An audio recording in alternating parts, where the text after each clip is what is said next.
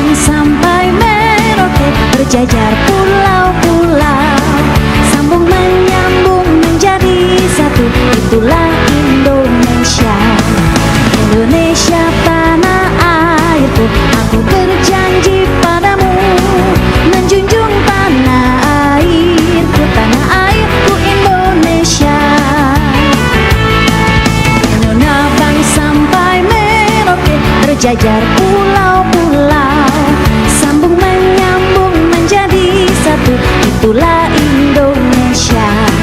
Indonesia tanah airku, aku berjanji padamu, menjunjung tanah airku Indonesia. Halo pemirsa TVRI Bali dimanapun Anda berada, berjumpa kembali bersama saya Dr. Agung Anteja dalam acara Bahtera Kesehatan. Oke, acara kita pada hari ini sangat spesial karena saya sudah kedatangan teman-teman saya dari RSAD Udayana. Oke, katanya dari RSAD sudah menyiapkan ya, silakan. RSAD Udayana sigap, siap, profesional, mantap, Udayana jaya, jaya, jaya. Semangat sekali hari ini. Nah, pasti penasaran dengan topik kita pada hari ini. Langsung saja kita saksikan tayangan berikut ini.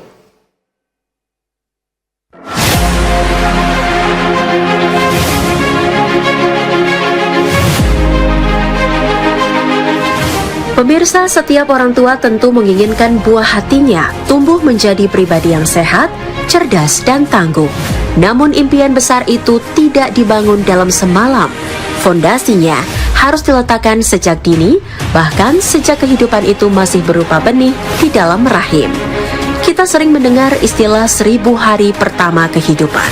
Ini bukan sekadar angka, melainkan masa emas yang menentukan masa depan generasi kita agar terbebas dari ancaman stunting. Sebab, mencegah stunting bukan hanya soal tinggi badan, tapi soal menjaga potensi otak dan kecerdasan anak bangsa. Hari ini, kita akan mengupas tuntas bagaimana sinergi antara kesehatan ibu dan pola asuh anak menjadi kunci utama. Di studio, telah hadir dua narasumber yang akan menjawab semua kekhawatiran dan rasa penasaran kita.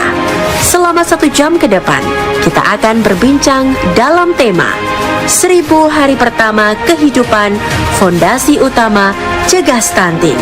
Pastikan Anda tetap bersama kami karena informasi ini bisa menjadi hadiah terbaik bagi masa depan buah hati Anda.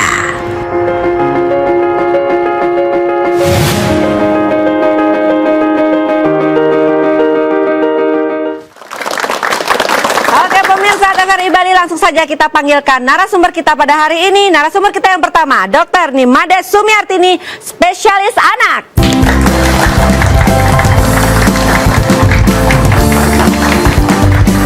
Terima kasih sudah hadir Dr. Sumi. Oke, kita tidak hanya berdua saja nanti ngobrol-ngobrol, karena di belakang sudah ada satu orang lagi narasumber kita yang sudah menunggu. Langsung saja kita panggilkan Dr. Made Tangkas, spesialis obstetri dan ginekologi.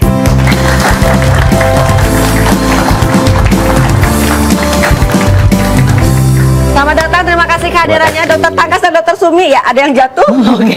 Oke, biar kita santai, kita ngobrol sambil duduk. Silahkan Dr. Sumi dan Dr. Tangkas. Oke, tepuk tangan.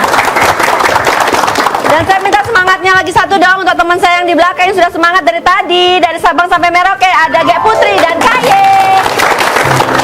Oke, topik kita pada hari ini Dr. Sumi dan Dr. Tangkas, 1000 hari pertama kehidupan, di mana fondasi utama mencegah stunting ya. Di sini saya sudah datang dokter spesialis anak dan juga dokter kandungan, di mana harus merawat dari dalam kandungan sampai anaknya sudah lahir. Oke, langsung saja saya ingin tanya ke dokter kandungannya dulu ya. Anaknya belum lahir nih, Dok ya. Saya ingin tanya dulu. Biasanya dimulai sejak konsepsi kan Dok ya, masa emas anak itu dari 1000 hari. Nah, bagaimana kita dapat menentukan dari 1000 hari pertama itu? Ini kira-kira ada potensi ke arah stunting atau tidak? Silakan Dokter Tangkas. Jadi seperti yang kita ketahui, pada kehamilan pada 1000 hari pertama Ya. itu 270 hari kurang lebih bayi itu berada di dalam kandungan. Oke. Nah, sebetulnya pada saat itulah diletakkan pondasi. Ibarat rumah, pondasinya dibangun di saat kehamilan. Ya. Sehingga saatnya nanti hari berikutnya di mana akan dibangun organ tubuh dan sistem di dalam tubuh itu dia akan menjadi normal. Oke. Nah, itu makanya kenapa disebut 1000 hari. 1000 hari emas ya, pertama yang masa emas di situ. Karena kalau pondasinya keliru, bangunannya keliru. Oke. Kalau perawatan sejak dalam hamil keliru, maka nantinya generasi yang lahir pun tidak akan generasi emas lagi. Oke. Itu makanya Generasi perak ini. 1000 hari pertama sangat krusial. Menentukan. Sangat Ya. menentukan. Jadi karena pada saat dalam kandungan sangat menentukan, jadi nutrisi dari ibu hamilnya itu juga sangat menentukan betul ya dok ya. sekali, betul, kualitas. Kualitas. Jadi, kualitaslah yang menentukan, bukan kuantitas. Jadi apa saja yang menjadi concern, menjadi perhatian, makanan jenis mana dan yang mana gitu ya. Yang penting adalah nutrisinya, kualitasnya, bukan kuantitasnya. Buat kuantitas bukan ya. kuantitas. Nah, terkait dengan nutrisi ya Dokter Tumi, sabar dulu. Saya ingin bertanya ke Dokter Tangkas. Nah, biasanya kalau ibu hamil ya, kadang kalau sudah melewati trimester kedua kan, merasa ini makan untuk 2 orang ini, malah makannya banyak gitu. Nah, sebenarnya itu disarankan atau tidak? Silakan Dokter Tangkas. Itu sangat tidak disarankan. Jadi seperti tadi saya sebutkan, yang penting adalah kualitasnya, bukan jumlahnya, bukan kuantitasnya. Adalah tidak benar ketika masa kehamilan itu menganggap saya harus makan 2 kali lipat. Ya, karena volume yang dibutuhkan untuk pembangunan bayi, pembangunan tubuh bayinya itu berbeda dengan pembangunan tubuh ibunya. Dan jangan lupa, yang kita inginkan tumbuh dengan baik adalah bayinya. Masa pertumbuhan ada pada bayi, bukan masa pertumbuhan pada ibu. Kalau masa ibunya tumbuh, biasanya dia ke samping. Ya, nah, ini yang tidak benar. Jadi kualitas daripada makanan itu adalah mengandung protein ya, betul. Ya, serat yang bagus, vitamin ya, jangan kebanyakan cilok gitu ya, dokter ya. Oke, saya lanjut ke Dokter Sumi. Nah, tadi kan sudah dirawat nih dari dalam kandungan. Nah, anaknya baru lahir, pentingnya inisiasi dini ASI ya, Dokter Sumi mungkin bisa jelaskan untuk mencegah stunting itu pada bayi. Silakan dok, pada anak. Jadi inisiasi menyusui dini atau IMD itu yang kita kenal, kita galakkan juga loh juga di rumah sakit kita di tingkat Udayana. Ini adalah usaha kita sebagai seorang tenaga kesehatan mengantarkan bayinya melekatkan pada payudara ibu, sehingga ini menjadi suatu stimulasi produksi ASI itu akan keluar dengan bagus. Keberhasilan dengan IMD ini lebih menjamin juga keberhasilan menyusui berikutnya. Jadi ASI-nya akan terstimulasi, produksinya lebih banyak, kemudian bayinya juga refleks isapnya lebih bagus. Jadi seperti itu. Ya, jadi jangan ragu ya, kalau tidak mengerti cara menyusui yang benar, harus berkonsultasi, karena terkadang karena rasa sakit ibunya, karena bayinya tidak menghisap dengan baik, udah nyerah gitu aja. Kan banyak yang kayak gitu ya, dokter ya. Jangan putus asa. Perlu telaten, perlu terus semangat dan rasa optimisme seorang ibu untuk menyusui, itu akan memberikan suatu stimulasi kepada hipotalamus anterior otak ibu untuk memerintahkan kelenjar payudara kerja. Jadi gitu. Akan terus menstimulasi produksi ASI. Oke, jadi ibunya nggak boleh stres, makan bergizi dan tidak boleh stres ya. Oke, kita akan sambung di segmen kedua. Untuk teman-teman saya yang ada di RSAD Udayana, jangan kemana-mana karena kami akan kembali setelah pesan-pesan berikut ini.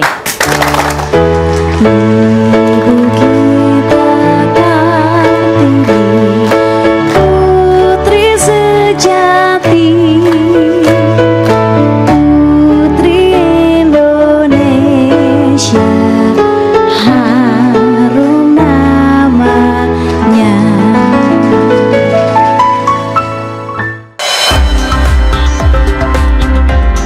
TVRI Bali, media pemersatu bangsa.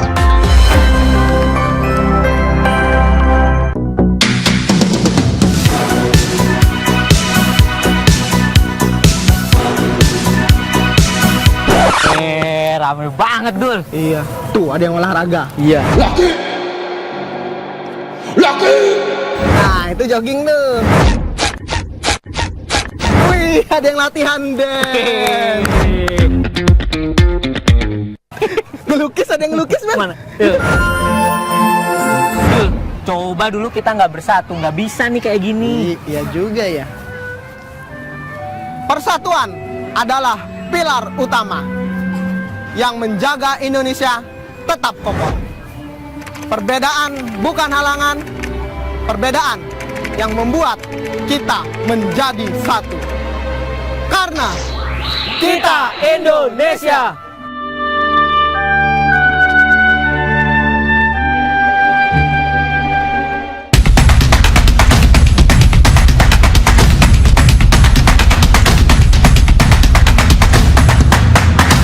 Sebangsa dan bahasa kita bela bersama. Ya pemirsa, masih dalam acara Bahtera Kesehatan dan saya masih ditemani bersama teman-teman saya dari RSAD Udayana. Oke, di sini juga saya masih ditemani narasumber saya ada Dr. Sumi, spesialis anak, dan Dr. Tangkas, SPOG. Tepuk tangan sekali lagi. Dan bagi Anda pemirsa di rumah yang ingin konsultasi dengan narasumber, dengan spesialis anak ataupun SPOG, bisa langsung menghubungi kami di layanan telepon. Nomor teleponnya ada di layar kaca Anda. Oke, kita langsung sampai di segmen kedua. Saya ingin bertanya kembali, saya ingin bertanya ke Dr. Tangkas. Nah, biasanya kan kalau orang ibu hamil itu pasti rutin dok ya, pemeriksaan kandungan ya, sebulan sekali, kalau udah trimester ketiga, 2 minggu sekali, seminggu sekali, seperti itu. Nah, bisa nggak sih sebenarnya dari USG itu terlihat deteksi ya dini ya, ini kayaknya anaknya mengarah-ngarah kurang nutrisi, kurang stunting seperti itu dok? Bisa, dan itu adalah yang sangat krusial ya. Oke. Jadi pada intinya, anak yang akan menjadi stunting itu bisa diprediksi sejak dalam kandungan. Ya, jika anak itu pertumbuhannya selama dalam kandungan itu kurang dari 20% dari yang seharusnya, maka resiko akan menjadi stunting itu sangat besar, hampir 50%. 20% itu kira-kira 20% dari yang seharusnya. Yang baik itu adalah ketika di dalam kandungan, kemudian diperiksakan, kemudian kita ukur berat badan janin itu, dia sesuai dengan masa kehamilannya atau sedikit lebih besar dari masa kehamilannya. Ini akan memberikan harapan kita untuk mencegah stunting. Tetapi kalau ketika pengukuran berat badan janin menggunakan USG, hasil pengukuran yang teliti, hasilnya kurang lebih 20% lebih kecil dari umur kehamilannya, hati-hati. Jika terus berlanjut begini sampai akhir, resiko akan menjadi stunting hampir 50%. Biasanya ibu hamil tersebut akan diperingatkan oleh dokter kandungannya untuk memperbaiki nutrisinya, terutama asupan proteinnya. Karena kita tahu protein adalah kunci pembangunan sel tubuh kita. Dengan protein yang cukup, tubuh kita akan terbangun dari sel-sel yang sehat. Jadi intinya protein ya dok ya, dan harus seimbang juga dengan yang lain ya. Oke, ke Dokter Sumi yang ingin saya tanyakan tadi kan dari dalam kandungan tuh bisa kita deteksi secara dini ya dok ya. Nah, apabila dari kandungannya ini normal nih, dari masa kandungannya dicek udah normal. Nah, periksalah ke Dokter Sumi, tiba-tiba loh ini kenapa ini buku ininya garis merahnya nggak bagus. Nah, silakan Dokter Sumi ya. Ya, kalau pada bayi yang sudah lahir, kita ini sebagai dokter anak punya tugas tetap memantau pertumbuhan dan perkembangannya. Pertumbuhannya dari apa? Dari berat badannya, dari tingginya, dan dari lingkar kepalanya.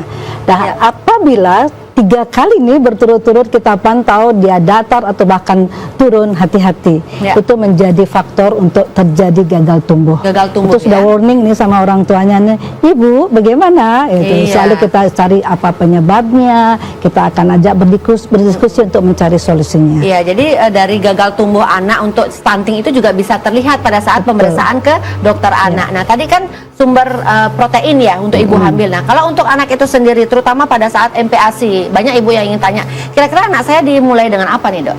Iya, betul sekali. Banyak sekali pertanyaan seperti itu. Pada tumbuhkan anak ini untuk mengejar, untuk catch up-nya dapat tuh protein hewani itu penting sekali. Protein hewani ya? Iya.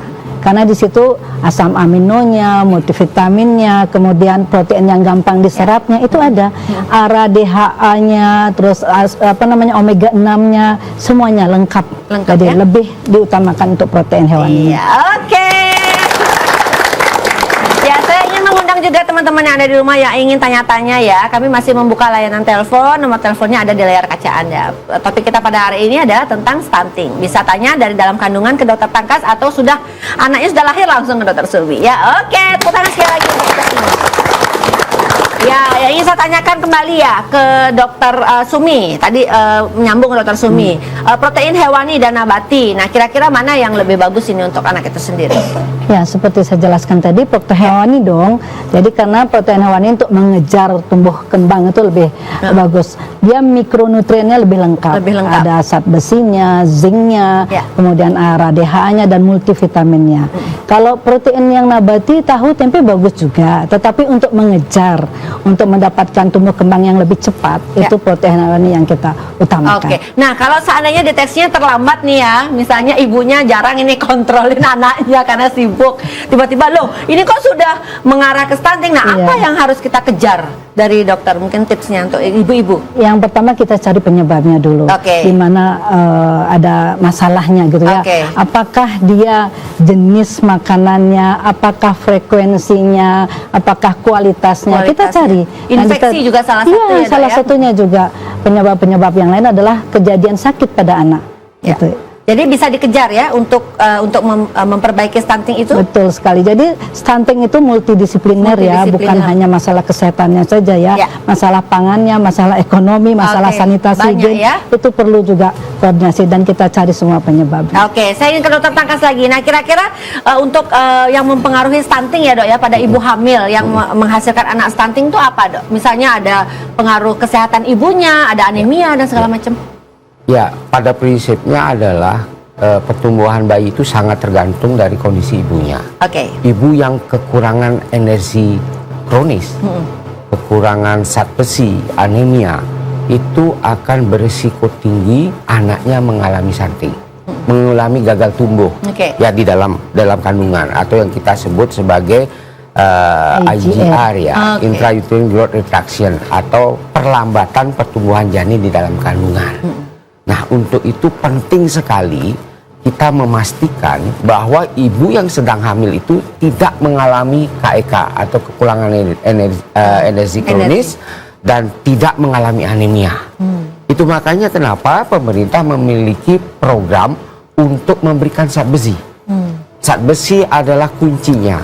Ya, zat besi akan membentuk hemoglobin di dalam sel darah merah yang berfungsi mengangkut oksigen dan nutrisi. Bojeknya ya. Lalu zat besi juga akan membantu pertumbuhan sel. Karena di dalam sel itu, kalau dalam bahasa ilmiahnya ada mitokondria namanya. Di sanalah dapurnya sel itu. Jadi dapur, kalau sekarang tuh MBG ya, MBG-nya di situ. Jadi untuk membentuk energinya, membelah, kemudian membentuk tubuhnya. Kunci penting sekali. Itu makanya zat besi penting dari sejak awal bahkan sampai menyusui. Nah, itu wajib diberikan oleh pada ibu hamil, bahkan merupakan program wajib bagi pemerintah. Ya. Penting sekali. Nah, terkadang ya dokter Tangkas ya, ibu-ibu yang hamil kadang-kadang takut ya mengkonsumsi protein-protein hewani terlalu banyak gosip-gosip kan di luar ya. Banyak mengandung merkuri, menyebabkan anak menjadi autis seperti itu. Nah, bisa dokter Tangkas luruskan? Banyak sekali pasien yang dengan pertanyaan tersebut ya, dok, kalau saya makan ikan, terutama ikan tuna jadi sasaran. Saya anjurkan makan ikan, terutama ikan tuna lebih banyak untuk membangun badan bayinya, tubuh bayinya. Namun dibalik dengan pertanyaan tadi, bagaimana dengan merkurinya, dok? Secara nyata kita tidak bisa membedakan ikan yang mengandung merkuri atau tidak. Tetapi yang bisa kita bedakan adalah ikan segar atau tidak segar. Ya, mentah atau matang gitu ya. Saya percaya kalau ikan segar dimasak dengan matang, itu akan lebih mudah diserap oleh tubuh kita dan itu merupakan modal tubuh si calon bayi. Jadi kalau tanya merkuri, kita tidak bisa membedakan kecuali dagingnya, sampelnya diambil, dicek di laboratorium. Ya, jadi intinya adalah memakan makanan yang matang sempurna ya untuk ibu-ibu ya hamil untuk mencegah infeksi bakteri ya banyak sekali. Saya ingin mengundang tetap teman teman-teman di rumah yang ingin konsultasi, bergabung bersama kami, ada teman-teman dari RSAD Udayana, ada Dr. Sumi dan juga ada Dr. Tangkas yang akan menjawab pertanyaan-pertanyaan dari pemirsa yang ada di rumah. Oke, masih ada waktu, saya ke Dr. Sumi lagi. Tadi kan makanan yang paling bagus memang protein ya, di mana-mana protein.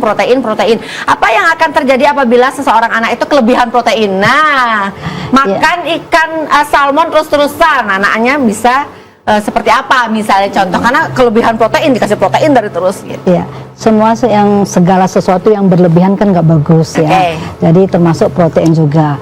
Nah, protein yang hiperproteinemi kadang-kadang juga menyebabkan pada bayi atau anak itu merasa mual, merasa dia enek, jadi juga menekan nafsu makan gitu. Jadi kita buat itu semuanya itu seimbang. Ya. Jadi untuk mengejar ya lebihkan protein hewani, di samping itu juga pengolahannya. Ya, kalau protein hewani tidak diolah dengan bagus, terlalu matang misalnya Bu ya, terlalu hancur, atau itu malah hilang efek yang dibutuhkannya.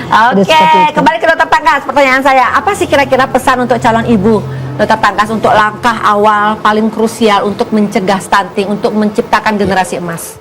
Yang paling krusial adalah ketika ibu hamil, jaga kesehatan dengan baik. Ya, satu, jaga kesehatan dengan baik, perhatikan asupan nutrisi seimbang, tetapi lebih banyak proteinnya. Jadi seimbang, tetap harus ada kalori, harus ada serat, harus ada vitamin, namun porsi proteinnya lebih banyak. Yang ketiga, jangan lupa untuk melakukan kontrol yang rutin.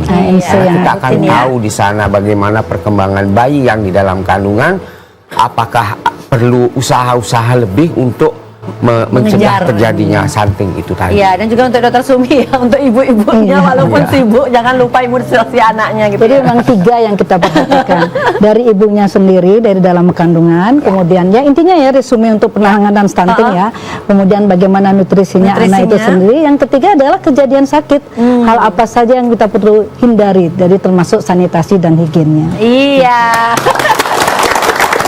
Jadi banyak sekali faktor-faktor yang mempengaruhi stunting, dan banyak juga langkah-langkah yang sudah dilakukan pemerintah juga ya, Dr. Tangkas dan Dr. Sumi untuk stunting. Nah, kalau misalnya untuk stunting itu sendiri ya, Dr. Sumi ya, ini anak sudah lahir, karena kan mungkin dari pemeriksaan kandungan, mungkin ibu-ibu yang tidak rutin ya setiap hari bisa ke dokter kandungan pemeriksaan. Ada nggak sih dok misalnya suplemen yang membantu anak-anak itu sendiri? Ya, banyak sekali pertanyaan seperti ya. Jadi kalau di praktek itu sudah menjadi pertanyaan yang sering ditanyakan sama dok, vitaminnya apa ya dok ya, biar berat badannya naik, biar tingginya bertambah, biar tambah pinter. Nah, itu pertanyaan yang banyak. Vitamin ataupun suplemen itu adalah semacam kunci ya, kunci keyword. Tapi kalau nutrisinya nggak ada, percuma. Jadi tetap ya itu. Oke, dibuka dulu kuncinya. Nanti asupan makanan nutrisinya harus tetap itu menu lengkap seimbangnya ya, protein hewani, nabatinya semuanya harus masuk gitu, bukan hanya vitamin aja. Salah kalau jadi salah ya, vitamin saja. Banyak sekali ya ibu-ibu sekarang, banyak sekali nih koleksi vitaminnya ya untuk anaknya, tetapi malah makanannya tuh tidak terjaga gitu ya, makanan-makanan fast food seperti itu ya. Untuk ibu hamil juga seperti itu ya dok ya. Vitamin tidak bisa mengganti nutrisi. Ya, jadi vitamin tidak bisa, vitamin yang kemasan ya tidak bisa mengganti nutrisi. Jadi yang utama adalah real food itu sendiri ya, Dokter Tangkas dan Dr. Sumi. Jelas. Ya, dan pemirsa di rumah, bagi Anda yang masih ingin bertanya-tanya atau masih punya pertanyaan, bisa langsung menghubungi kami di layanan telepon yang ada di layar kaca Anda. Tapi jangan kemana-mana, karena kami akan kembali setelah pesan-pesan berikut ini. Sekarang telah menjadi lautan api, mari bung rebut kembali.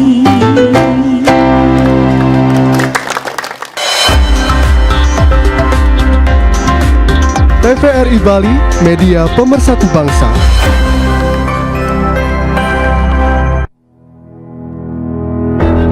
Bu, tunggu Bu. Bu, biar saya bantu.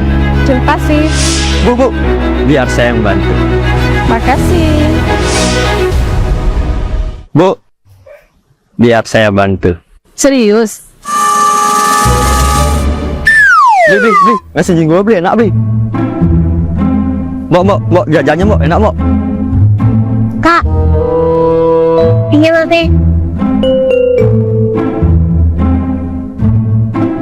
Buka akun sosmed.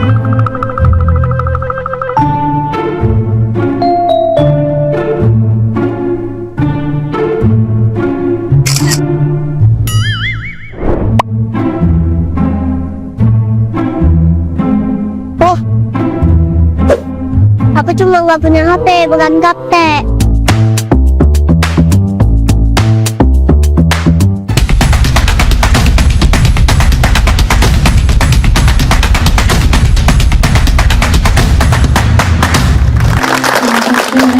Lindung di hari tua sampai akhir menutup mata. Ya pemirsa, masih dalam acara Bahtera Kesehatan dan saya masih ditemani bersama teman-teman saya dari RSAD Udayana. Ya, dan saya juga masih ditemani dengan narasumber saya di sini ada Dr. Sumi spesialis anak dan Dr. Tangkas SPOG. Oke, kita sudah sampai di segmen ketiga. Jadi di segmen ini saya akan memberikan kesempatan kepada teman-teman saya yang sudah hadir di studio ini bertanya langsung ke narasumber. Oke, saya buka langsung. Yang pertama silakan angkat tangan. Angkat tangan yang ingin tanya. Oke, leadernya dulu. Silakan Dr. Lia. Silakan langsung. Ya, mohon izin dokter, izin bertanya kepada Dokter Tangkas. Mungkin mohon dijelaskan dokter, selama kita hamil itu apa saja pemeriksaan yang wajib dilakukan oleh ibu hamil agar kita tahu bahwa janin itu tidak bermasalah dokter. Jadi pemeriksaan yang tidak boleh terlewatkan gitu. Oke, terima kasih. Silakan Dokter Tangkas. Jadi pemeriksaan pada ibu hamil itu adalah ada yang pemeriksaan rutin yang tidak rutin. Yang rutin atau mungkin bahasanya wajib adalah memeriksa kondisi kesehatan secara umum si ibu. Dalam hal ini tanda vitalnya, kondisi keadaan umumnya, kebersihannya, peningkatan berat badannya, dan seterusnya. Yang kedua adalah pemeriksaan ultrasonografi rutin. Ya, setelah ibunya kita periksa, maka kehamilannya. Ultrasonografi rutin dimaksudkan untuk mengetahui perkembangan janin dari minggu ke minggu atau bulan ke bulan. Di situ kita harus mendapatkan bahwa umur kehamilan itu diikuti oleh pembesaran bayi yang seharusnya. Artinya bahwa pembesaran atau pertumbuhan bayi pada saat itu harus sesuai dengan umur kehamilannya atau sedikit lebih besar. Oke. Kalau pada suatu saat kita menemukan pertumbuhan janinnya ternyata seperti tadi saya bilang 20% lebih kecil, hati-hati. Nah, di sini kita harus memberikan nasihat kepada ibu hamil itu untuk meningkatkan asupan proteinnya. Namun tidak melupakan asupan karbohidrat karena karbohidrat sumber energi. Jangan sampai ibunya menjadi kekurangan energi kronis. Tetapi untuk membangun tubuh bayi itu protein menjadi kuncinya. Oke, gitu. sudah jelas ya. Oke, pertanyaan kedua, silakan. Ya, silakan langsung berdiri ya, sebutkan nama. Mohon izin, saya Puspa Dok. Saya menunjukkan pertanyaan kepada Dokter Sumi. Mohon izin, anak saya itu suka makan nasi tapi dengan kuah-kuahnya aja Dok. Sulit sekali makan dengan daging, ikan itu nggak mau makan daging sama ikan. Gimana ya Dok caranya menyiasati gizi anak saya itu biar tidak terjadi stunting? Terima kasih, silakan. Bagus sekali ya pertanyaannya Bu Puspa. Memang ini sering menjadi dilema ya. Banyak anak saya tuh nggak suka makan daging Dok, karena anak saya nggak suka makan ini hanya nasinya aja. Jadi seperti tadi dibilang kalau berkuah tuh, dia sudah mau berkuah udah lebih bagus lah gitu loh daripada nggak ada sama sekali. Dalam berkuah mungkin ini suatu tip ya, teks juga bukan sebagai dokternya aja, tetapi sebagai seorang ibu dan sebagai seorang nenek, kita bisa menyusupkan makanan di sana gitu loh, proteinnya di sana. Misalnya kuahnya kita buat kaldunya lebih bagus, lebih banyak dengan merebusnya kaldunya dagingnya lebih lama. Ada yang pakai kaldu ceker lah, ada kaldu dagingnya memang, ada kaldu tulangnya memang, itu bagus sekali. Kedua, daging cincang ya kita masukkan di sana gitu ya. Jadi dalam tidak kelihatan dalam kayak daging bergumpal gitu kan, itu juga menjadi. Yang ketiga, kita juga bisa buat dalam bentuk pangsit gitu misalnya ya. Itu suatu usaha inovasi seorang ibu, orang tua untuk membuat anaknya suka. Di dalamnya kita isi daging, kita selimutkan daging. Nah, itu salah satunya. Ya, jadi itu. Kreasi inovasi orang tua untuk berkreasi memberikan makan. Bagus sekali. Oke, yang ingin tanya lagi silakan. Oke, silakan langsung berdiri. Izin, saya Krisna, mau bertanya ke Dokter Tangkas. Ada tetangga saya Dok, suami istri pendek. Apakah nanti anak yang akan dilahirkan itu stunting atau tidak? Kemudian apakah stunting itu bisa kita cegah saat kehamilan atau setelah di luar? Ya. Makasih. Terima kasih ya Bu Krisna, silakan. Ya, baik. Jadi kalau bapaknya pendek, ibunya pendek, anaknya santing nanti ya. Cari jodoh, perbaiki keturunan. Jadi begini, santing itu tidak hanya masalah tinggi badan. Nah, jadi orang yang pendek belum tentu santing. Tapi orang yang santing hampir pasti pendek. Ya, jadi orang yang santing selain pendek, pertumbuhan kognitifnya, otaknya itu juga telat. Yang IQ-nya juga di bawah rata-rata. Dan kemampuan motorik yang lainnya, Dokter Sumi lebih tahu nanti ya di sana juga lebih lambat. Ya. Jadi santing itu bukan hanya masalah tinggi badan, tetapi akan diikuti oleh masalah psikomotor, psikologis dan IQ yang lainnya. Lalu apa saja yang bisa dicegah untuk mencegah santing dari dalam kandungan? Tadi sudah sempat dibilang, satu, pastikan bahwa pertumbuhan janinnya di dalam kandungan itu mengikuti umur kehamilannya. Pastikan asupan nutrisi kepada ibu hamil itu cukup seimbang dengan sedikit lebih banyak proteinnya. Pastikan ibu hamil itu tidak mengalami anemia, karena saat besi itu kunci untuk semua itu. Jadi hal-hal itu yang krusial. Ya, sudah jelas Ibu Krisna. Sudah. Jadi jangan lupa kontrol gitu ya kalau ada yang hamil. Oke, lanjut. Yang ingin tanya lagi siapa? Silakan. Izin, terima kasih. Saya ingin menanyakan kepada Dr. Sumi, jika merasakan ASI kurang, apakah bisa kita kasihkan susu formula sejak dini untuk mencegah stunting supaya anak bisa cepat gemuk? Terima kasih. Bagus sekali ya juga pertanyaannya ini ya. Sekarang banyak loh ibu-ibu sekarang yang cepat sekali putus asa gitu ya, cepat sekali tidak telaten untuk mencoba dan berusaha untuk ASI-nya terus-menerus diberikan pada bayinya. Jangan cepat putus asa. ASI is the best, tidak ada yang bisa mengalahkan. Saat kekebalannya, hormonnya, vitaminnya semuanya ada di ASI. Jadi tetap berusaha dulu ya. Boleh ibu konsulkan untuk manajemen laktasinya ke dokternya. Bagaimana cara memberikan ASI biar ininya bagus, lebih produksinya lebih bagus, nutrisinya. Jangan cepat putus asa. Banyak cara untuk tetap bertahan. ASI. Oke. Ya, makanan terbaik untuk bayi itu adalah air susu ibu ASI itu sendiri. Oke, bagi yang ingin tanya lagi silakan. Oke, ini bapak-bapak sekarang. Silakan. Calon bapak ini bukan. Silakan. Mohon izin dok, perkenalan diri, nama Muhammad Ikhlas Raidan Putra. Mohon izin saya akan bertanya kepada Dr. Sumi. Izin bertanya dok, ada anak yang pendek, ada anak yang pintar dan lincah, tetapi memiliki badan yang paling pendek di antara anak lainnya. Apakah semua anak pendek itu bisa dikatakan stunting atau kurang gizi? Mohon izin, terima kasih. Terima kasih. Ya, bagus sekali pertanyaannya. Mohon izin dijawab. Izin jawab. Jadi bagus sekali pertanyaannya. Tidak setiap anak yang pendek itu stunting. Tadi udah dibahas. Tetapi setiap anak yang stunting itu berperawakan pendek ya. Jadi kalau dia pintar, bagus dia dari segi akademisnya, kemudian dia tumbuh kembangnya yang lainnya bagus, bukan stunting ya. Jadi tidak usah khawatir. Kalau secara genetik juga berpengaruh sih, anak itu bisa pendek karena ada namanya tinggi potensi genetik pada anak itu dipengaruhi oleh tinggi orang tua. Tetapi tetap stimulasi, olahraga, nutrisi sangat berpengaruh untuk meningkatkan tinggi anak. Jangan berkecil hati. Jangan berkecil hati ya. Dilihat juga orang tuanya. Kalau memang orang tuanya tidak terlalu tinggi ya wajar anaknya ya. Oke. Ada tetap untuk itu. Oke, kita masih punya waktu. Yang ingin tanya silahkan. Oke, ibu-ibu lagi silahkan. Masih muda kayaknya. Izin dok, perkenalkan sebelumnya nama saya Vira.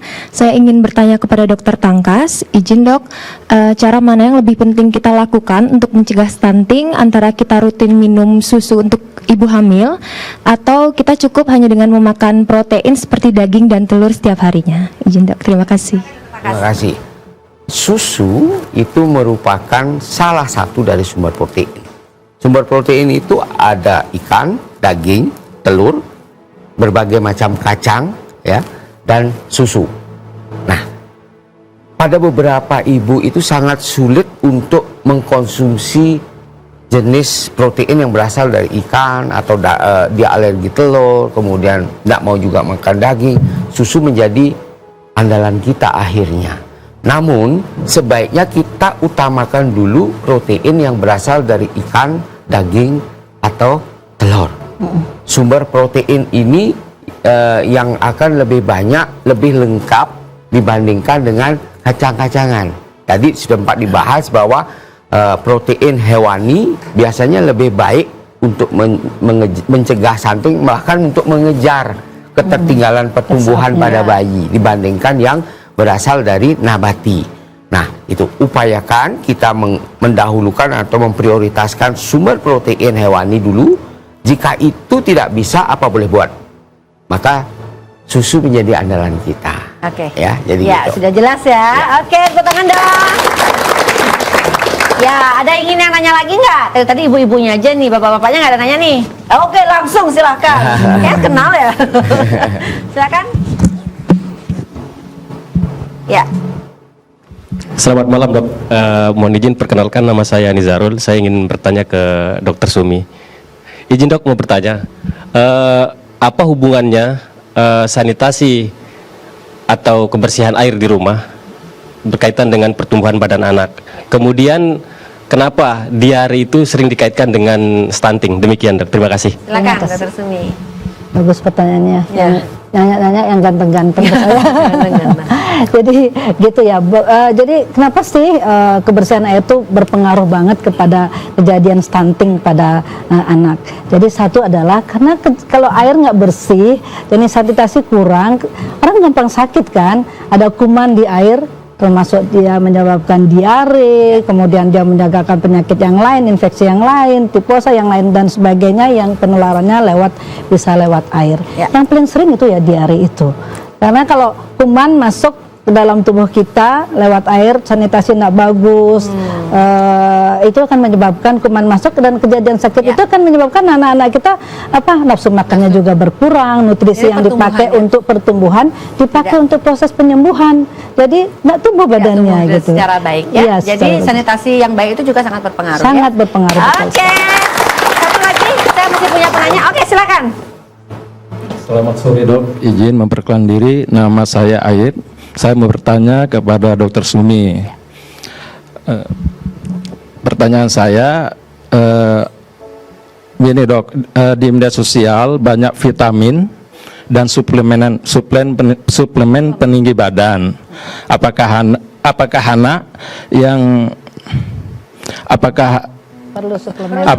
perlu suplemen yang sudah terlanjur stunting dok? Terima kasih. Terima kasih, silakan Dokter Sumi. Bagus pertanyaannya. Apakah dengan vitamin itu peninggi badan bisa menjamin bahwa anak stunting itu akan terhilangkan ya? Jadi begini Pak, seperti saya bilang tadi, itu vitamin itu semacam kunci keywordnya ya. Boleh dikasih vitaminnya, tetapi tetap nutrisi yang menunjang. Nutrisi yang tinggi kalsium, protein seperti tadi bilang, karbohidrat sebagai pembangun itu akan mencegah anak itu untuk tidak bertumbuh dengan bagus dan termasuk tidak bertambah tinggi dengan bagus. Oke, jadi intinya tetap nutrisi yang nomor satu, suplemen adalah tambahan. Ya? Oke. Ya pemirsa, tak terasa segmen 3 sudah habis ya waktunya ya. Dan bagi Anda yang ingin konsultasi, kami masih punya satu segmen lagi. Jangan kemana-mana karena kami akan kembali setelah pesan-pesan berikut ini. Hey, yang rame yang haronawa komei.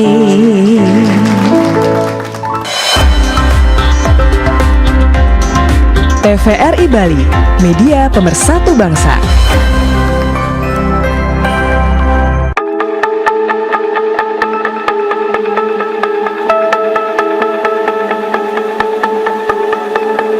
Dulu saya hanya bermimpi untuk bisa bersekolah. Saya sudah putus asa mau sekolah apa gimana ya, bapak saya udah ngomong nggak usah sekolah aja, tapi guru saya menawarkan untuk di sini, terus saya tertarik jadi masuk sini. Rasa empati kita sebagai guru ke anak-anak itu semakin besar, bahwa di sekitar kita masih banyak anak-anak yang tidak bisa menikmati bangku pendidikan SMA, sehingga kita bersemangat menghantarkan mereka untuk mencapai keberhasilan yang lebih dari orang tua mereka dengan menempuh pendidikan di sekolah rakyat menengah atas. sekolah rakyat adalah rumah harapan bagi anak-anak kita dari keluarga yang tidak mampu. Mari kita jadikan sekolah rakyat sebagai gerakan kebangkitan yang memutus rantai kemiskinan dan membuka jalan menuju Indonesia Emas 2045. Terima kasih Bapak Presiden, saya bisa bersekolah dengan gratis, nyaman, dan menyenangkan. Yang penting harus belajar semuanya. Dan belajar baik, keras, cinta, air, cinta negara. Sekolah rakyat membantu kami mencerdaskan anak bangsa. Generasi sehat menuju Indonesia Emas. Terima kasih Pak Presiden.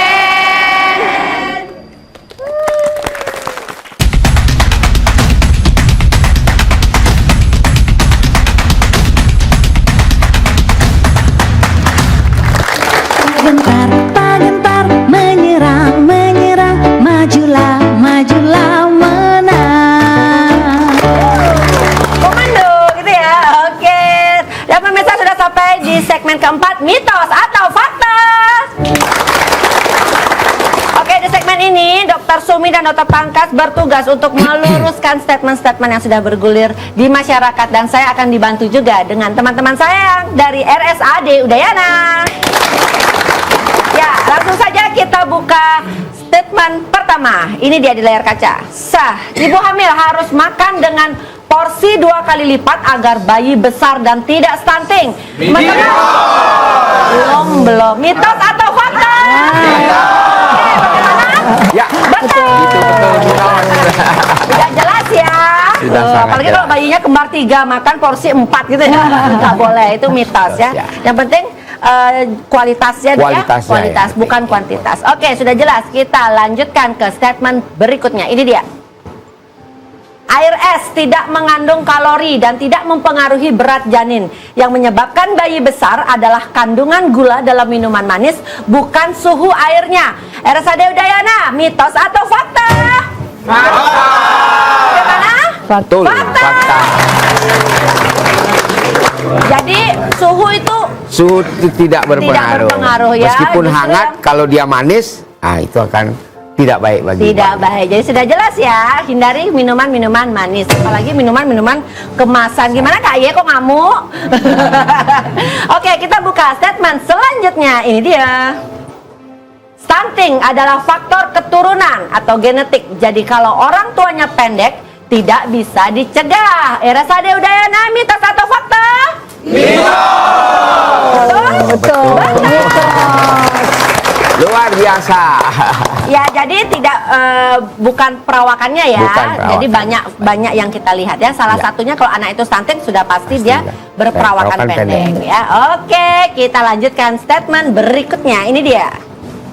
Ikan dan seafood adalah sumber protein hewani dan DHA terbaik yang sangat dibutuhkan untuk mencegah stunting dan perkembangan otak janin selama dimasak matang. Sangat dianjurkan. RSAD Udayana, mitos atau fakta? Fakta! Betul. Fakta. Wow, keren. Nggak rugi ngundang ya.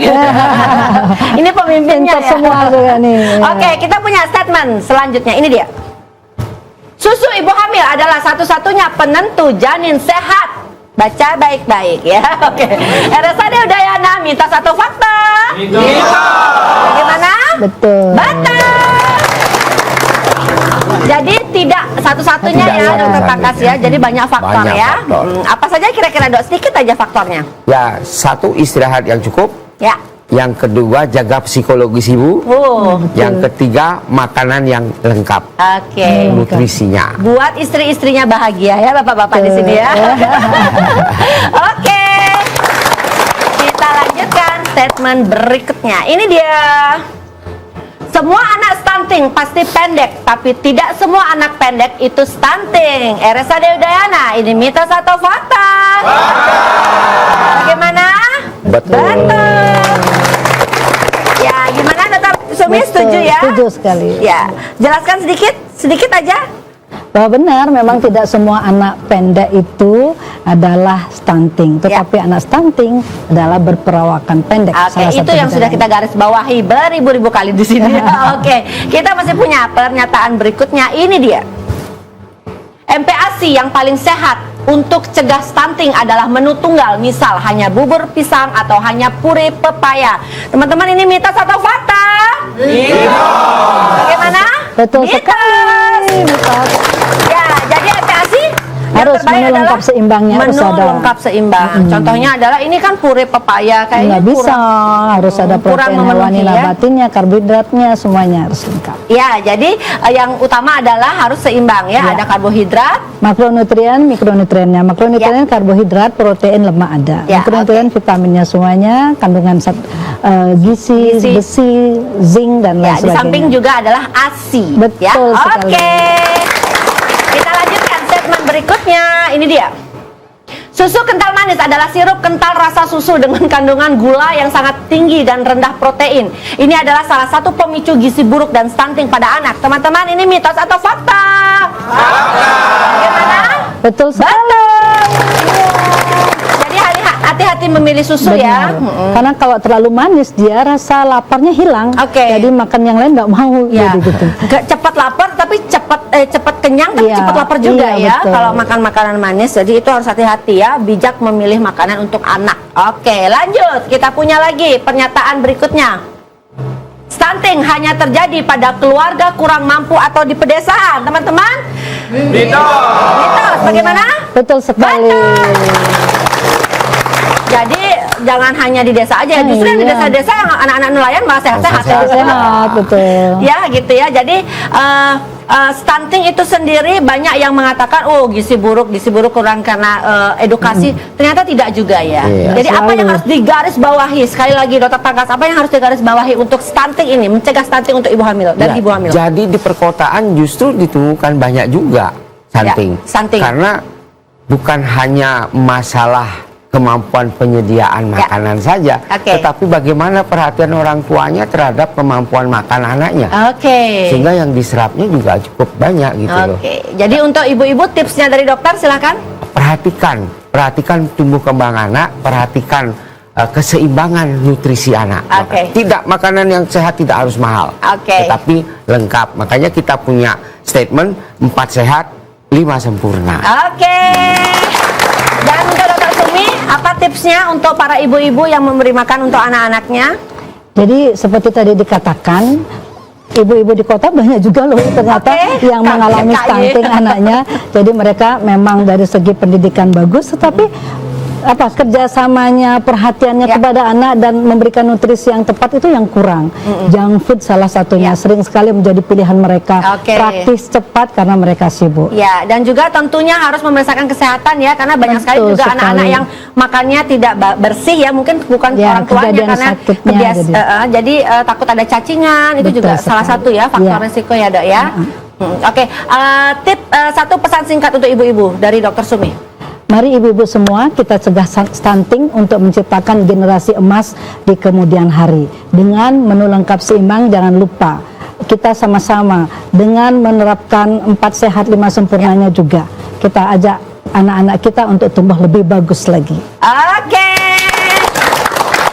Ya, satu lagi tips pesan singkat dari Dokter Tangkas untuk ibu-ibu, singkat saja. Ya, baik. Pesan saya kepada ibu hamil. Ibu adalah fondasi negara kita menciptakan generasi emas. Jadi periksakan atau pelihara kehamilan dengan baik dan benar. Asupan nutrisi yang seimbang harus tetap dijaga. Terima kasih. Tak terasa 1 jam perjumpaan kita pada hari ini. Terima kasih Dokter Sumi dan terima kasih Dokter Tangkas sudah hadir. Sama-sama. Dan tentunya terima kasih dari teman-teman saya dari RSAD Udayana. Sekali lagi RSAD Udayana, silakan. RSAD Udayana. Sigap. Siap. Profesional. Mantap. Udayana. Jaya, jaya, jaya.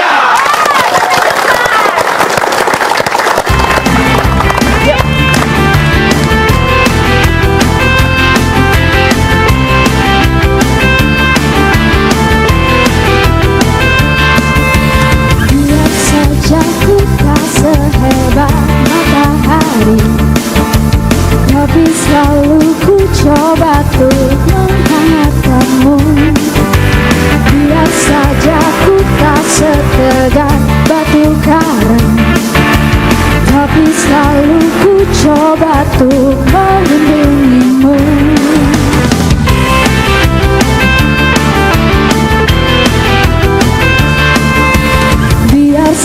saja ku tak seharum bunga mawar, tapi selalu ku coba untuk mengharumkanmu. Biar saja ku tak seelok langit sore, tapi selalu ku coba untuk mengindahkanmu. Ku pertahankan kau demi kehormatan bangsa. Ku pertahankan kau demi tumpah darah semua pahlawan-pahlawanku. Merah putih teruslah kau berkibar di ujung tiang tertinggi di Indonesiaku ini. Merah putih teruslah kau berkibar di ujung tiang tertinggi di Indonesiaku ini. Merah putih teruslah kau berkibar, ku akan selalu menjagamu.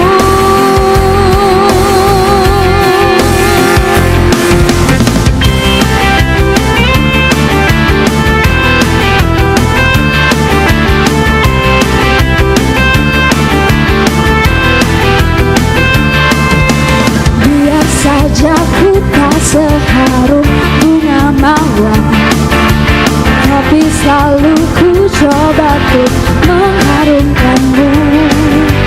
Biar saja ku tak seelok langit sore, tapi selalu ku coba untuk mengindahkanmu.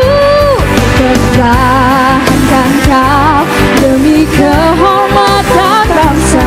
Ku pertahankan kau demi tumpah